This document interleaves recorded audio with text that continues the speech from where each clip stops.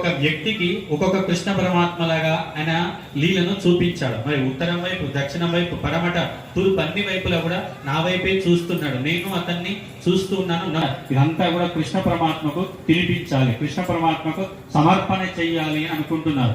నేను పెట్టను, నేనే తింటా, ఈయనకెందుకు ఇయ్యాలని ఎవరు అనుకోవడం లేదు. పరమాత్మకు సమర్పణ చేద్దామని అనుకుంటున్నారు. మన వద్ద ఉన్నదంతా కూడా ఎవరి ప్రసాదం అంటే భగవంతుడు ఇచ్చాడు. మనం అనుభవించేది ఎలాగ అనుభవించాలి?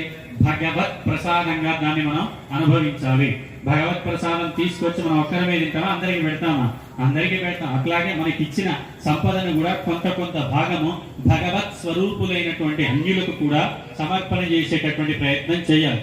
భగవత్ సేవ, భగవత్ ప్రసాదం ఇతరులకి పంచాలంటే ఒకరు పేదవాడై ఉండొచ్చు, కానీ భగవత్ సేవ సంబంధించినటువంటి కీర్తనలు చేయడం, ఇంకొకరు నాట్యాచార్యుడు అయితే కృష్ణునికి సంబంధించినటువంటి నాట్యములను నేర్పించడం, సేవ చేయాలి. ఏ సేవ?